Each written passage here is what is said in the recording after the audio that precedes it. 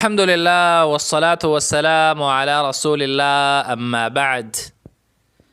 محترم ورونو زه غواړم یوه سلسله شروع کړم د دعاګانو. هغه دعاګانې چې هغه زموږ په روزمره زندګۍ پورې تعلق لري.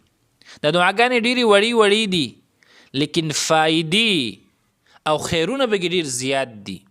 د فایدو او د خیرونو په لحاظ سره ډېرې درنې او ډېرې اوچتې دعاګانې دي.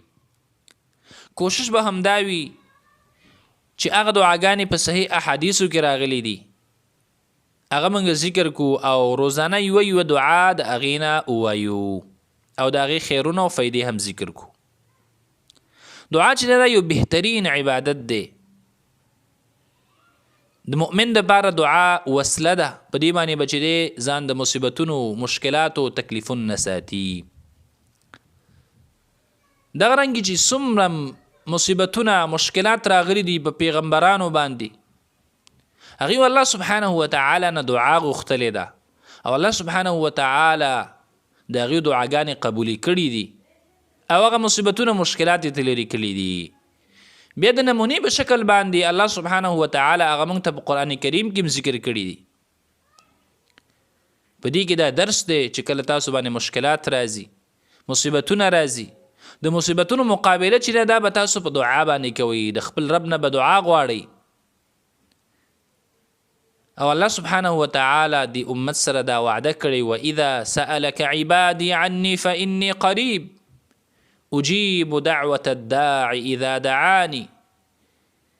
و چې کله نه تپوس کوي پیغمبر زما په باره کې دا خلک او ته وایې زه نږدې یم، اجیب دعوة الداع اذا دعانی، زه د دعا کوونکي دعا قبلومه. الله سبحانه وتعالی ته هغه بنده ډیر خوښ دی چې د هغې نه دعاګانې غواړي، عاجزي ورته کوي، فریاد ورته کوي، خپل مشکلات ورته مخې دږدي، د خپلو مشکلاتو او مصائبو نه په هغې پورې پناه غواړي. هغه بنده الله سبحانه وتعالی ته ډیر خوښ دی. خبره لنډوم محترمو، موږ له پکار دا دي چې دا دعاګانې زده کو، خپل یې زده کو، خپلو بچو ته یې زده کو او په روزمره زندګۍ کې دا عملي کو. تاسو ټول هم دا خواست دی چې دا زموږ اواز تاسو نورو خلکو ته ورسوئ تر څو هغوی هم په دې خیر کې شریک شي او دا بهترین دعاګانې زده کړي، خپل یې زده کړي، خپلو بچو ته یې زده کړي او د دې خیرونو نه محروم نشي.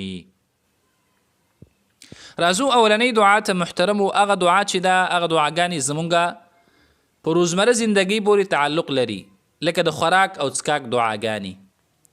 موږ چې د خوراک په ورځ کې 2-3 ځل کوو نو باید چې دې دعاګانې موږ زده کو او دې کې انتهایی ډېر زیات خیر دی. د خوراک او د څښاک نه مخکې باید بسم الله وویلی شي. بسم الله د الله تعالی په نوم باندې شروع کوم. دلته دا خبره یادول ضروری ده چې د خوراک شروع کولو په وخت کې په ذخیره د احادیثو کې صرف دا الفاظ ثابت دي، بسم الله او پوره بسم الله الرحمن الرحیم د خوراک د پاره چرته په یو حدیث کې هم نشته دی. نو باید صرف بسم الله ووایو. او ځینې خلک دا دعا وایي بسم الله وعلى برکت الله، دا هم چرته په احادیثو کې نه ده راغلی. یو حدیث کې راغلی هغه هم داسې الفاظ دي، کلو بسم الله وبرکت الله، او دا حدیث چې دی دا هم ضعیف دی د سند په لحاظ سره. نو بهتره خبره دا ده چې صرف بسم الله وویلی شي. دویم چې کله د یو انسان نه بسم الله په اوله کې هیر شي او خوراک شروع کړي نو بیا به کومه دعا وایي. حدیث کې دی بیا به دا دعا وایي بسم الله اوله واخره، شروع کوم په نوم د الله په اول او اخر د خوراک کې. دا معنا او ترجمه ده. بیا د خوراک نه وروسته دعاګانې هم راغلي، مختلفې دعاګانې راغلي، لیکن موږ به یوه دعا ذکر کو.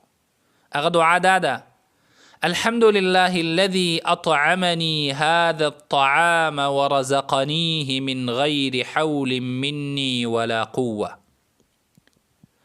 الحمد لله الذي أطعمني هذا الطعام ورزقنيه من غير حول مني ولا قوة.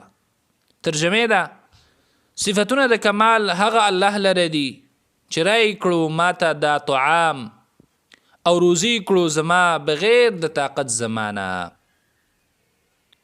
فائده د دې دعا دا د محترمو حدیث کې راځي چې دا دعا ولستله نو الله سبحانه وتعالی به د ټول مخکنی ګناهونه معاف کی. د انسان د ټول ګناهونه معاف شي. دا څومره غټه فائده ده محترمو. خوراک د امزان لوک خېټه د امزان له ډکه کړه لیکن صرف دا دعا دی ویله د الله حمد دی ویو په دې باندې د دې په وجه ماته د مخکنی ګناهونه معاف کیږي. بل حدیث کې راځي څوک چې په ډوډۍ باندې الله حمد ووایي دا دعاګانې ووایي نو الله سبحانه وتعالی د انسان نه راضي کیږي خوشحالیږي تی. څومره ډېره غټه فایده ده. د انسان مقصد هم دا دی چې خپل رب راضي کړي.